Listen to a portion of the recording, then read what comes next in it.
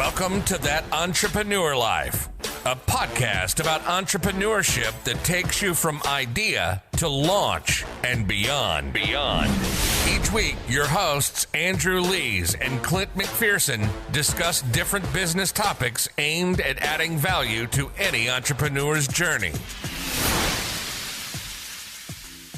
Welcome back, everyone, to another episode of That Entrepreneur Life. I'm Andrew Lees, and I'm here with my co-host, Clint McPherson. What's up, brother? How you doing, man? Not much, man. Just the second interview of the day. Get pumped and excited every time we have a special guest on. And today we got Zach Babcock. Welcome, brother. Yo, what's up, fellas? Thanks for having me, man. I'm excited to be here. It's going to be fun. Yeah, absolutely. It's awesome to have you on the show today, Zach. Before we get into everything, can you just give our audience like a quick overview of who you are and what you're all about? Yeah, 100%. I'll give the Cliff Notes version because, you know, we all got long stories. And if you want to dig deeper, we can, man. I'm open book. Sure. Long story short, or short story long, whatever you want to call it. I did over 5 years of my life in prison for being a knucklehead, not having a real chief aim in life. And then, you know, I did 4.5 years. I got out.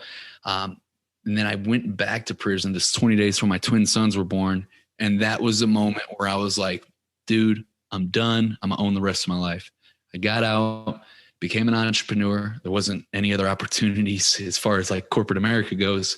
After putting myself in that situation, I got laughed at for the next 3.5 years. And then I launched Underdog Empowerment podcast. It took off right away. It blew up. And then now I've generated hundreds of thousands of dollars from the podcast, and I help other entrepreneurs grow their brand and do the same thing. That's awesome. Yeah. I mean, I feel like you found your niche, you know, and I was watching some of your YouTube videos earlier, and really cool, man. Just like awesome content, right to the point, and just really helpful to kind of figure out podcasting and then other things related to starting a business. And so really cool stuff. Appreciate that, man. Thank you, dude. Yeah, very inspirational, Zach, man. Like I've been following you for a while offline, man. Just your story is just it's real, right? It's not something that it's not fluff. It's something that you went through, something you had to live with and deal with, man. But it's so inspiring to know that you didn't let an obstacle like prison or like can't get a job getting your way from being successful and continuing to make your own waves, man. You know, and so I was talking to Andrew about having to get you on our podcast, man. I was excited because every time I watch something of yours, some content you push out, man, it just pumps me up because I know that, again, you're somebody that, you know, it's not like you didn't take no for an answer, man. You found your own way. You made shit happen. And brother, I commend you for getting to where you are today, my man. Dude, I appreciate that, man, dude. Really means a lot to me. Yeah, I don't take any of that for granted. And just really, really, you know, I'm just grateful for life, dude. I know that sounds cheesy as shit, dude. But you know what I've been doing a lot lately? I've been doing a lot of, it's funny, dude, because I used to make fun of the woo-woo shit, but I've been like super woo-woo lately. But, I'm so practical as all pretty get up, right? And Yeah, but dude, like I got tuning forks and a Tibetan bowl and all that shit now. But dude, I've been journaling and I've been asking myself this: can I have it all? And then after that, I says, what does all mean to me? And then I'll just write, because I feel like, you know, for the longest time, I before I finally got clear on my own shit, I didn't know what all meant to me. I was trying to be successful in someone else's eyes, but not my own. I didn't really know what success meant to me. And now that I'm crystal clear on that in every area and every role of my life, my identity as far as my spirituality, my health, as a husband, a father, a friend, a business owner, investor, like when I know what that looks like, there's power in the simplicity and of knowing and certainty in that. So yeah, I just think it's such an talked about, undervalued aspect in that entrepreneur life. You know what I mean? Yeah. Like what you did there. I mean, it makes it so much easier when you can actually see the canvas and what's on the canvas, right? So asking yourself those questions is not having you, right? You're starting with a blank canvas, but as you jot it down, you become an artist, right? You're sitting there writing things out and things become clear to you, right? Before then, if you don't jot things down and you keep it all bottled up, it could just be a mass array of blur. I think a lot of people are just walking through life with a blurred vision. They don't define what all means to them, what success means to them, what rich means to them, what money means. Like whatever that is, it could be a different definition for everybody, right? So I think as entrepreneurs, we got to get clear on what we want. We got to get clear on the path we're going to take. And until then, you really don't know which direction you need to go, man, right? Like instead of going forward, sometimes you might need to take a step back. You might need to pivot. You might need to slide to the left and right? You might have to push the X or the R1 button on the PlayStation remote, right? And do the juke move or spin move. And sometimes that stuff needs to happen. But as entrepreneurs or as people that just like go around with blinders, sometimes we get tunnel vision, right? And then when you have tunnel vision on top of blurred vision, bro, I mean, what are you really going to do with that? So I really can speak to what you're talking about, man, because it will make a huge impact on your direction and the clarity you get when taking on endeavors or just anything, when doing anything in life, just period. So, man, you're a podcast launching expert, right? You're on our podcast, which is so awesome. And with that said, can you take us back though, right? And you touched on it a little bit, but I want to hear a little bit more when your entrepreneurial journey started and what it is about entrepreneurship specifically that really fires you up every day, man. Man, the entrepreneurship started as a kid. Like I've always been a visionary.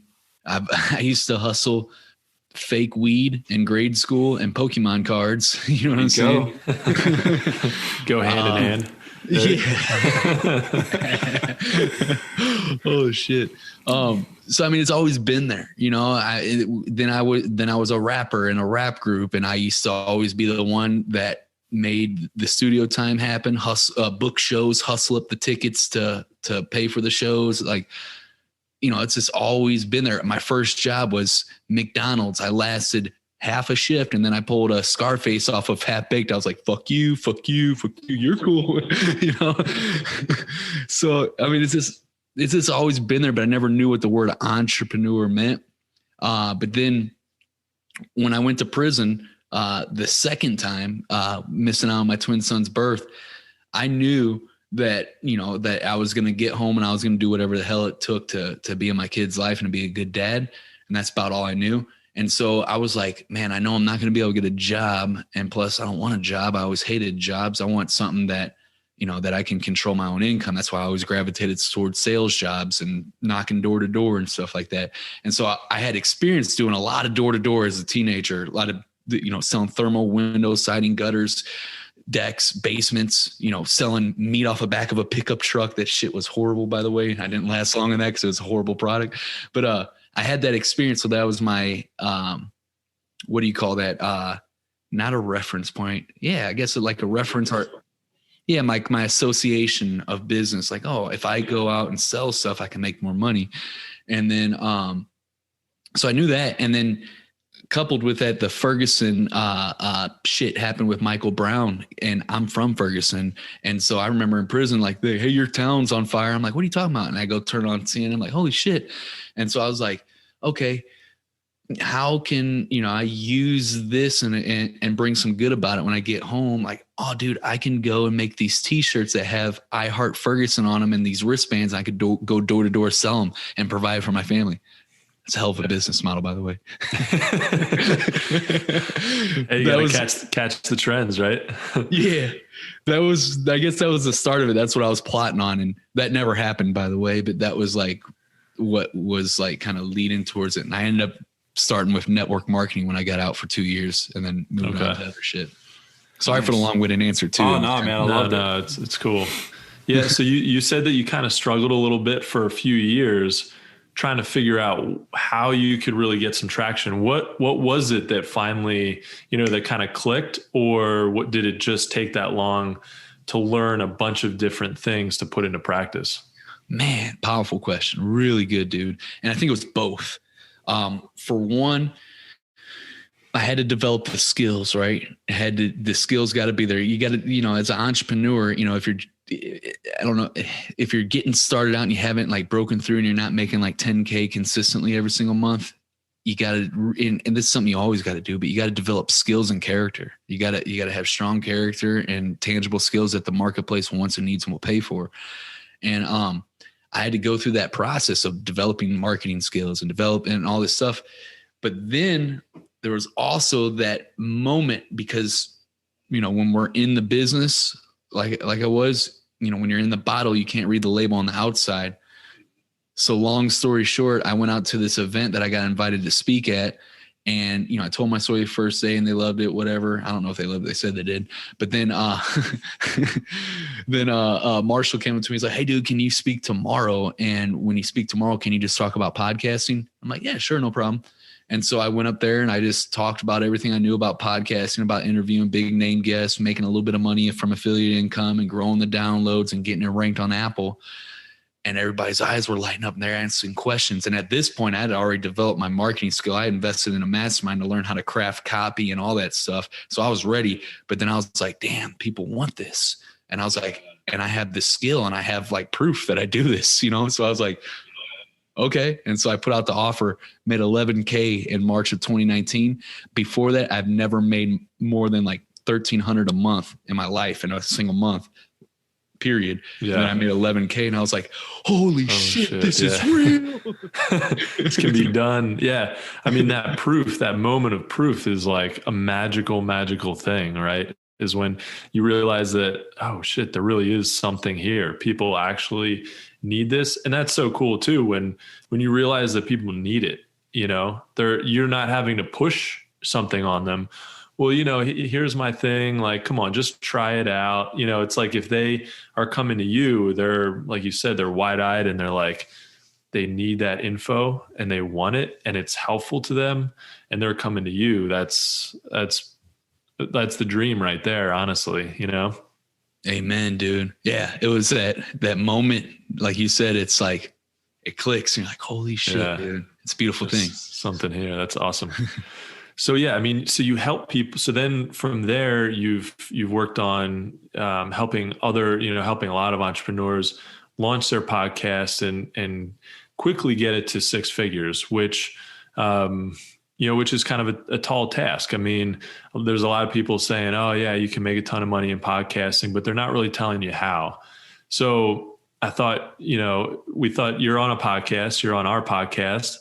What's the first thing you would tell us if you were, if we came to you and say, "Hey, what should we do? How can we take this to the next level?" We're reaching a certain amount of, viewers, like consistent viewers per month, but we really want to broaden our reach. We want to get out there as much as possible and impact as many lives as possible.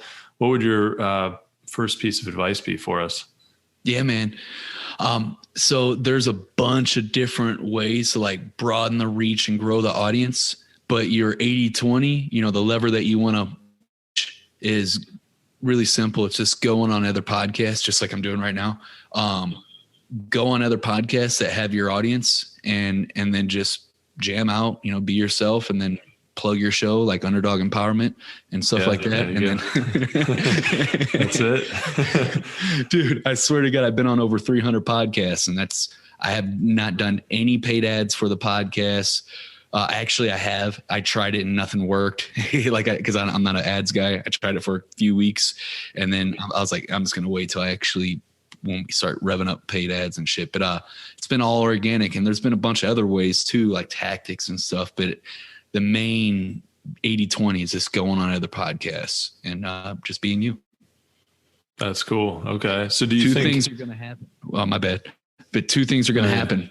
You're going to grow your audience, and two, you're going to make money when you go on other podcasts if you got an offer that's converting already. And the cool thing is that you can go on other podcasts and push your offers, but I don't. You can, and it works. It works. I don't. I just go and I be me, and then I plug my show and the spot where you can find that at. And then people come over to the podcast, and then it's like the top of the funnel, and then they get to listen to the podcast. And cause it's like getting married on the first date. Like, you wouldn't ask somebody to get married on the first date. You'd probably say, hey, yo, Red Hot Chili Peppers are coming in town next week. Let's go check that out. You know, take them on the next date, you know, and then you get them over the podcast, and now you get to really know, like, and trust me. And then on my podcast, there's plenty of opportunities where I plug to join my email list or, you know, whatever. You know, there's other ways to take the next step. I'm just trying to the next step. Definitely. And then you can reach out. You get affiliate revenue. You've got products that you can sell, info products or services or physical products or whatever. And then even ad revenue. Although I think a lot of people seems like there's a misconception with podcasting and even like creating YouTube videos that you're going to, you know, create this podcast or create this series of YouTube videos and you're going to make all this ad revenue, or you're going to start a blog and you're going to get a ton of ad revenue. I know a guy who has a very successful blog. I mean, it's like, he's got a lot of views. It's not an insane amount, but it's a lot. And he doesn't make a lot of money on ads. It's got to be something else. I think a lot of people are like, I'm going to be a millionaire on ads and that's it. But that's probably like the last thing that you think about, right? Yeah. I mean, I'm glad you said this because you're so right. And so me personally, I don't like to do ads or sponsorships on my podcast. I just like to promote my own shit on my show. But I've worked with many people and helped them get sponsors with their show. Like, for a clear example, Dave Foy with the Fixed Ops Mastermind. You know, he's in the automotive industry and he's in the fixed ops, you know, whatever you call it, space of the dealership. And so we went out and we helped him get sponsorships for his show. So instead of like trying to get like ad revenue, which pays next to nothing, dude, why not just go lock in even people in your area, since you're already in the fixed ops space, lock in a sponsorship of someone that, you know, has parts for fixed ops stuff. And like, hey, you can be my sponsor and pay me a monthly fee, $250 or $500 starting out. And then as the show grows, that's going to grow too. And you can put your own price on what you charge people to be a sponsor, to shout them out on your podcast. So I don't do sponsorship specifically, but that's a way, but I would do that if I were, versus just letting the podcast host run ads on my show. Agreed. Yeah. I think you hit the nail on the head there, man. It's just like one of those things is you go on. I love how you brought it up. You know, you're going on these other shows and you don't push your stuff, man. It's like, hey, I'm just going to earn your trust by keeping it real and talking and being me. And then you leave the ball in their court. And I've talked about this so many times as far as being the pushy salesman. There's too many of that, right? We're numb to that whole pushy salesman approach from the car dealerships and all this other stuff. It always comes back to basically like educating the client or educating that person, like the audience, whoever's listening to you, and then giving them the ball, right? Putting it back in their hands and then dipping out. And then right there gives them the empowerment state. Like you're empowering them to make an educated decision because you just educated them. So if they really related and what you said just struck a chord with, your target audience, right? So you're going to speak to that target audience or speak to your audience that you know you're talking to right now. And so if that strikes a chord with them, it's like it's almost a no-brainer, right? Because you're earning trust because you're keeping it real and authentic. You're also putting the ball in their hands to help them make the decision because you just educated them, and they're more likely going to go and check you out. Like, oh man, I love what Zach had to say on this podcast. Let me go check out some of his stuff. And the next thing you know, it just creates that snowball effect. So I really agree. I think what me and Andrew have to do better of for us is because we've been in the constant interview stage in our podcast, right? Because everybody really is like keeps reaching out to us, and it's almost insane right now how many people we can't do this because we have too many people wanting to be on here. And then it's like, man, but at the end of the day, like, are the people that are knocking on our door the right people to be on our show, right? They might be entrepreneurs, but like we just interviewed David Meltzer today. Like you've talked to him before, right? And so people like that, people like Zach Babcock, right? People that have some kind of following, whether it's a cult following, whatever it is, that have built an audience up, that have earned trust. It's like us getting on podcasts like that, right? Like shows and then taking time and building our traction, right? Start small. I mean, it doesn't matter, but you're also, again, building that. You just said you were on 300 plus podcasts, right? Like, so when it comes down to it, you're putting yourself out. Now you're getting a whole bunch of earballs on your situation, right? You're like, boom, here it is, right? Now, this is me. This is what I've been through. This is what's up. And then now you're leaving it up to them to make that decision. And that's probably why you grew so fast, my man. And I put it in better words, man. I love the analogies about, hey, now you just pass the ball off to them and let them decide what they want to do with it. Dude, that's attraction marketing is so much better than cold outreach, in my opinion. Yeah, I know cold outreach works, but dude, I feel gross as shit whenever I do cold outreach. You know what I'm saying? You feel like you have to take a shower, man. You know, it's like, damn. Like, I feel that same way. Yeah, I feel that same way anytime I went into the ClickFunnels group on Facebook. It was just, it's like, ew, this is gross. Exactly, dude. Exactly. That's funny. So, man, and you're also sorry, Clement. No, you're also, kind of not wasting your time, but with outreach can be great. It's a good way to get quick traction sometimes. And I would recommend it kind of starting out, but yeah, you reach a point where you got every day, you got to grind at it. It's not going to really work for you, over, a long period of time. So yeah. For sure. I waited a little too long to interject that. Oh, no, you're good, brother. I'll let you get whatever you need out, man. But Zach, as you talk, man, you talk about getting alpha entrepreneurs on your podcast, right? And that's one of the main focuses, it seems. How important is it to get high profile individuals on your show? And can you still grow quickly without them? Yes, you can. And so I'm glad you're asking this. So I'm going to share with you like what I'm moving into. Cause like I like the evolution of it. I'm coming up on 3 years of podcasting in April next month at the time of this recording. What I'm getting ready to do is I'm getting ready to do just solo episodes. I'm not going to interview anybody for a while, just for a while. And I'm getting ready. I haven't even announced this yet. So this is literally the first place that I talked about this. But if you follow me on my socials and shit, you seem like I've been kind of going through an evolution the last few weeks, and I've been saying I am Alpha Underdog and all this other stuff. And that's the next brand that we're launching later this year, but I'm not launching it until I do it myself and develop this process that is the Alpha Underdog. And so the whole concept is identity and life design architect. Like you create your own identity and you create your life just by creating that identity. Oh, I want to be this person. What does that person do every day? Oh, boom. And it's like, it goes deeper, but that's the simplest form of it.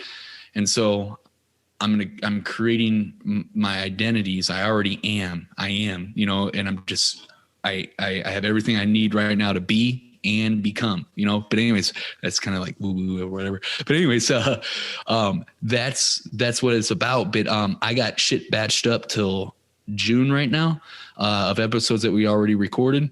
And so when we get closer to that, I'm going to record an episode announcing it on my own podcast. And I'm going to be like, hey, through this, I came out total underdog. Nobody was giving me a shot when I launched this podcast. Everybody was laughing at me. And then I launched the podcast and started blowing up right away. I had that platform and I figured out how to get super high level people. And the main thing I've been doing this whole time is just interviewing people that were further along than me and just asking them questions that I wanted to ask them to learn from them. And then I would take the advice that I wanted to and implement it. And then, if I didn't think it was for me, if it wasn't, whatever, then I wouldn't. And that's what I did for so long. And I've gained so much knowledge and, more importantly, great relationships in the process. But now I'm at a point where I'm shifting my positioning and my brand to where I'm still going to interview people on the podcast eventually, but I'm going to go through a few months where it's just me on the show. And I'm going to talk with my audience about what I'm going through and how I'm becoming this person. So hopefully that was helpful. But to answer your question more specifically, yeah, you can be successful just doing your own show. Like we have a client that produces a show Monday through Friday, and he just does like 2 to 7 minute podcasts, just quick hits, and it's always just him, and it's never nobody else. And he's getting over 2,000 downloads a month right now, and he's been growing steadily. So you can do it. My favorite way, like in the beginning, like this is all right if I give this last little quick tip and then I'll shut up. If you're just getting started out, this is what I would do. I'd get your podcast ranked on Apple, and you could do that in a couple of hours. I mean, Mandy Podlindsey holds the record for everybody that we've worked with. She launched her podcast and had it ranked on Apple 6 hours after launching, which was really cool. You know, and then most people get it within, like over 90% of our clients get it within 48 hours. So it's not hard, and you just get a bunch of written reviews in a short period of time. That's it. And then as soon as you get it ranked, don't even worry about getting written reviews anymore, because you're just getting ranked, and it's just a vanity metric unless you know how to leverage it. What's going to happen is you're going to fall out of those rankings because you don't have enough downloads and subscribers to stay ranked, like Andy Frisella's Real AF podcast or Grant Cardone's, but you don't have enough backbone to stay there. But you will, like my podcast stays ranked now, and I haven't pushed reviews in so long because I built it. And so you got to go build it now. And so you got the ranking. That's just, you're going to use that to leverage to get bigger name guests on your show. So as soon as you get it ranked, just focus your time, the bulk of your time going on other podcasts. Go on other podcasts that are relevant to yours. You're going to grow your downloads, grow your audience.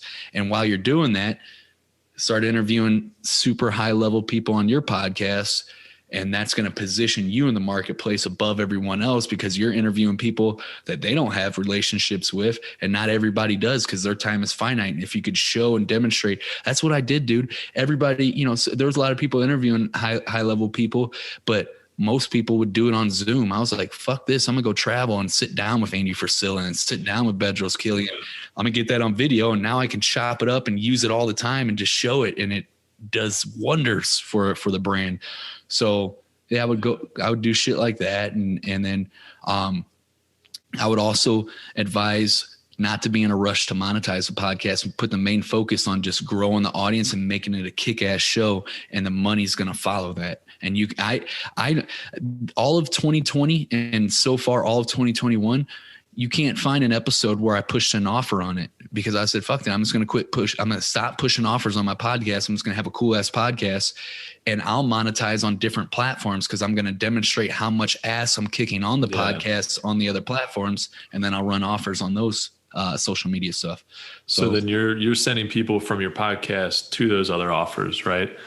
No. Oh, okay. So, just not nothing. Yeah. So there's a lot of people that listen to my podcast that want to end up following me on other social media platforms because they like the podcast. And then, so they follow me, and then they see offers. But more importantly, I do this, dude.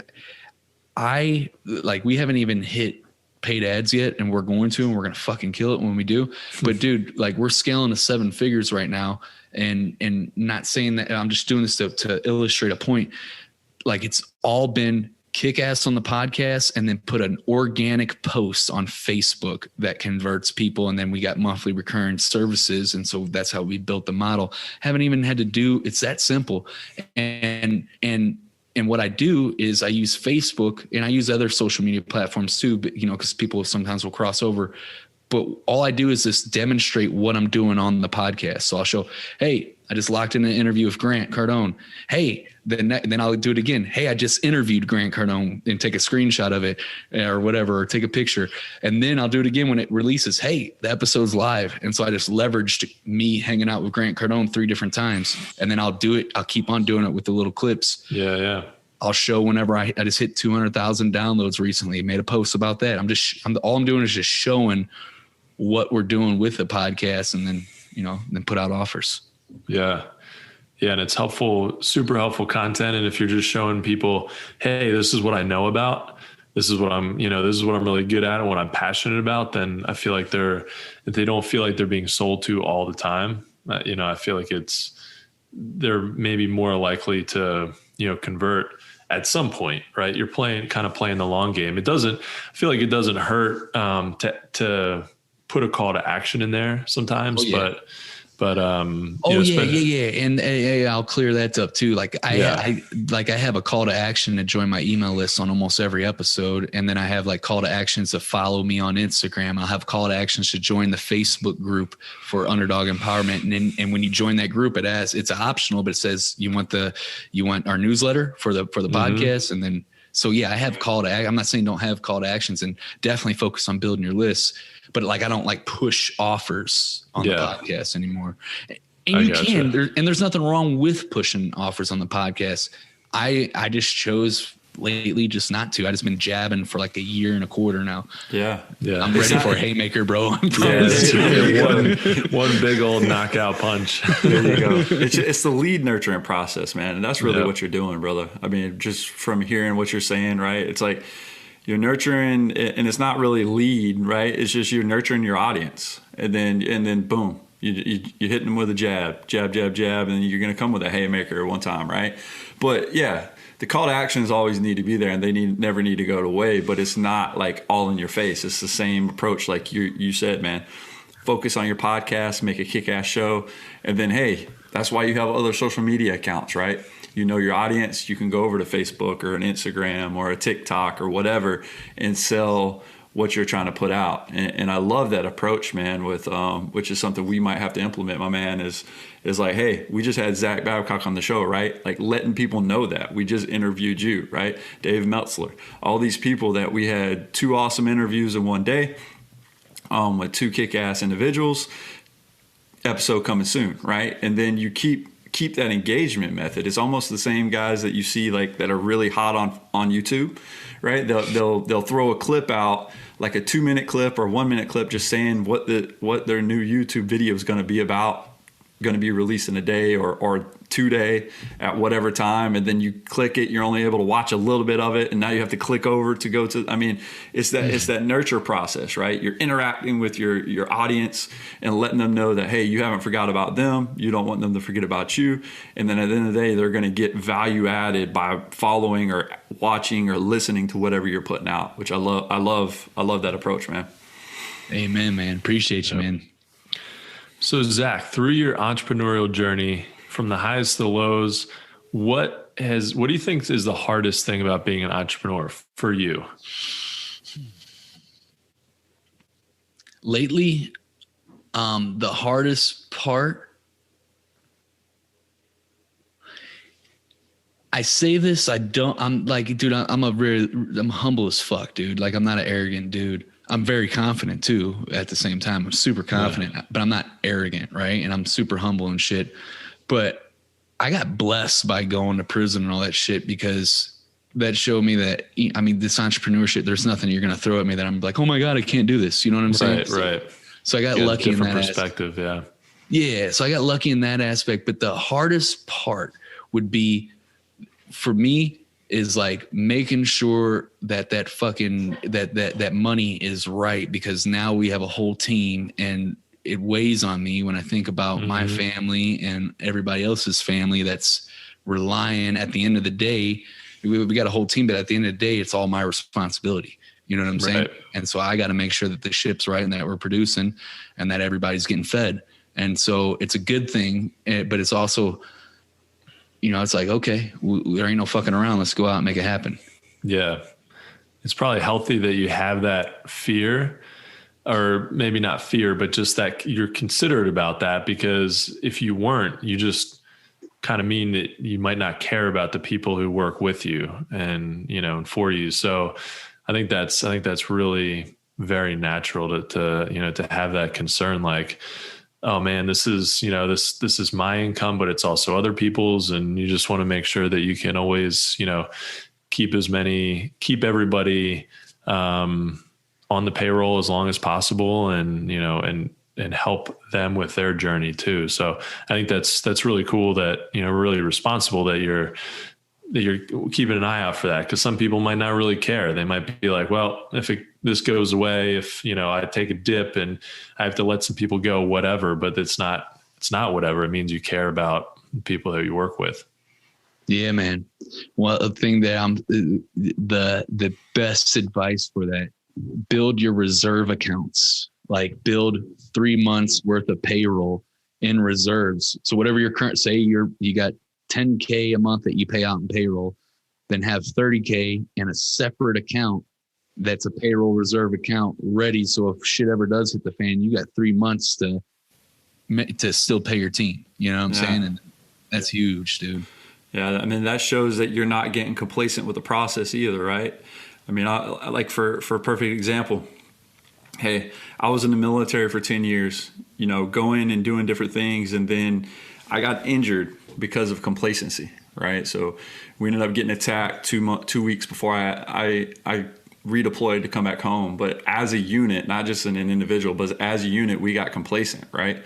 And it's the same thing as a business owner or a business owner that has a team around him.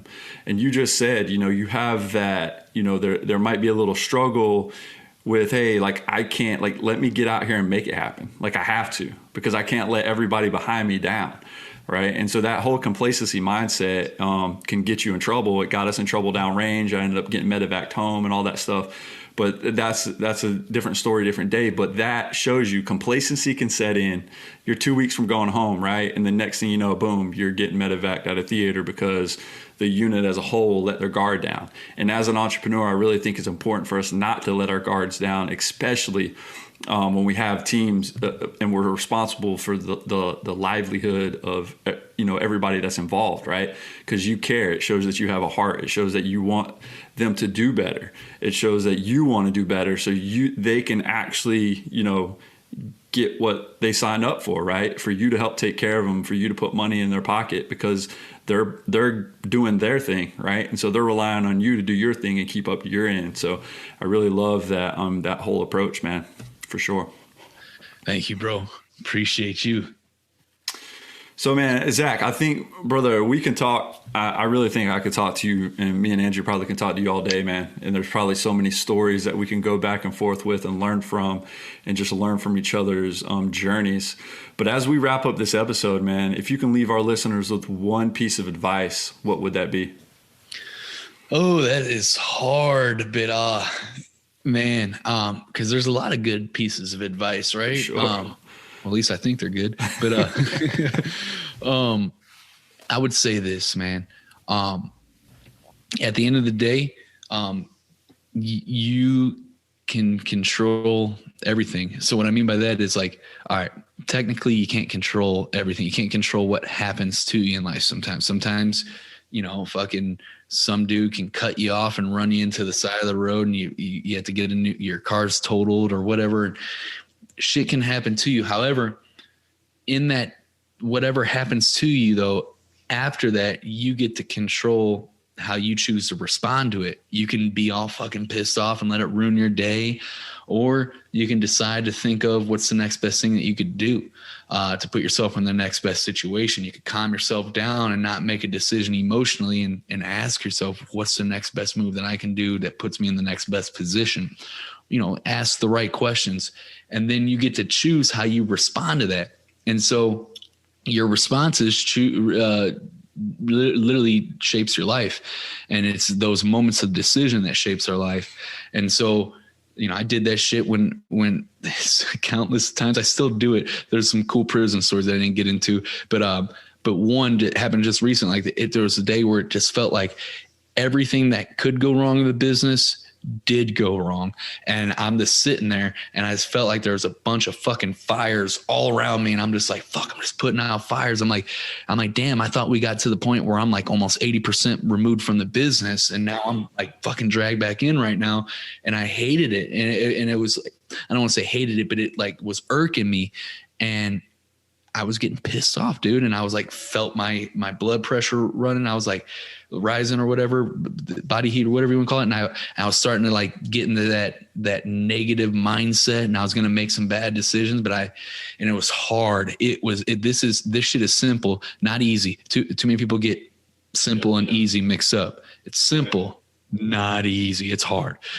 But I had to just calm down. I did some breathing exercises, because that will literally calm me down, get the right posture and stuff. And and then just say, like, what can I do? What's the best thing that I can do to put this in? And when I did that, then I was able to logically decide what to do. And then I let the emotions come back and acted with the emotions after I made the decision logically. So calm down, make the decision logically, and then bring the emotions back and act with emotions. But ask yourself those empowering questions and choose your responses. Because at the end of the day, nobody can ever, ever, ever take away that freedom, period, no matter what. Yeah, 100%. I think that's interesting what you said about the emotions and bringing them back, because it's like sometimes we kind of compartmentalize and, push things off. And I can't get worked up about this. I can't be emotional about this. It's just business, whatever. So it's interesting, but we're human, right? So you gotta have those emotions are going to be there. And if you can kind of like use them as a tailwind, instead of working against you, maybe there's something to that. But I love that you kind of take a step back, figure out what you got to do, calm yourself down, and then get back to the emotions and letting those emotions help you move forward. Yeah. Cool. For sure. It's about the clarity, man. And so, a clear mind making the decision on the spot, right? That's not clear, right? Because you're reacting. You're being reactive to the situation. And so it's always good to, sit back. And I like to be proactive in certain situations, right? Kind of put myself in situations or think about situations and visualize things like, okay, if this happens in this situation right now, how am I going to react, right? Like, am I just going to blow off? Like, if I'm just going to blow up right now, that's not going to be good, right? Like, I'm around my kids, my family right now. Do I just need to show my ass? Nah, bro. It's in those moments where you have to have a clear mind, where it's like, okay, man, I've learned from my mistakes in the past, and maybe I need to chill out for a second before I react. And instead of, it's always good in most cases to be proactive, but sometimes, man, you can't help but to react to certain situations, and be reactive to a certain situation. But man, I think really when you take a step back and think about having that moment of clarity before you make a decision or how you react to a situation, especially if in the past, like I've made bad mistakes, right? We all have reacted to a certain situation and been like, oh shit, should I have actually done that? Like, I can't take that back now. I can apologize for it, but oops, right? So I really think, again, having that clear mindset, or at least visualizing things, I think really puts you in a better spot. And I know it's almost impossible to visualize everything, but like you said earlier, man, it's really being that having that firm belief that I am, right? Like, I control this, right? I am, Clint McPherson. You are Zach. And so one thing is telling yourself and knowing yourself, right? And just being like, I am that person. I am going to be successful because I am who I am, and I know what I need to do to get there. And journaling that stuff down, man, I kind of want to circle back to that. I really think in painting that canvas and having that before we close out this episode is so imperative and important, man. And so I love how your piece of advice kind of, if you look at it, can really take a 360 approach and really just hone in on having that clear mind and really painting that canvas so you know who you are as an individual. Yeah, dude, it's not easy either. Not at all, brother. Simple. Simple. It's not easy, bro. Especially if you're like me, dude, because I get fucking fired up. I'm a really passionate dude. And so it's like emotional. And so like I gotta okay, and I'm the same way, bro. I'm the same way. It's like we get so we're passionate, and people take that as negativity in some instances, right? Because if we get hyped up and people aren't used to that, like I coach, and so and being what I've been through in the military, I'm a baseball coach, and I played in college, and so going and I'm teaching 7 and 8 year olds right now, bro. And so I'm dealing with parents, and sometimes I'm so passionate about it that it could get misconstrued as me being mean or a jackass or taken out of context, right? But if you knew me and you knew truly where my heart was, and you knew me as an individual before this right here, you know that everything I do has the purest intentions, right? It's never out of place. But if people don't know you, they don't know your heart, they don't know that you get fired up in certain situations, or that passion comes through in the moment of like, I'm so passionate about this, dude. Like I'm pissed off, but at the end of the day, I'm controlled. And I know it's hard, man. It's not easy. Like you said, it might be simple, but not easy. And so I resonate with you on so many levels there, brother. Bro, that's dope that you coach those kids. I literally just got accepted yesterday as head coach of my twin boys football program. And we're picking up equipment. I can't fucking wait, dude. I already hired my personal trainer to come by because we practice Monday, Tuesday, and Thursday. And I hired him to come by on Thursday at the end of practice just to teach the mechanicals, just basic mechanicals, the fundamental of how to run, like what you're, stuff like that. Which is huge. Something you need to know when you're that old. Yeah, you gotta. And they don't teach you that shit until you really hit like high school and stuff, man. And like they don't. Yeah. And so if I got him coming in and teaching the shit like that, and then my philosophy real quick, it's just, I don't know if it's going to work or not, but this is my philosophy. They're 7 fucking years old. Okay. I'm not going to try and find the kid that has the best arm and make him the quarterback because we can scramble. I looked at the rules. I'm going to find the fastest kid. Exactly. And we're going to run the ball a lot. And I'm just going to work on 3 different routes that you could throw, so we can we could throw it every once in a while, but we're going to focus on that run. And then we're going to work on our mechanicals and we're going to fucking dominate. We're going to win that Super Bowl. Yeah, there you go. Yeah, securing a football that's like a quarter of the size of the person is, is like key when you're that small, right? You're like, you got this huge football and like trying to throw it is kind of insane. But yeah, you're right.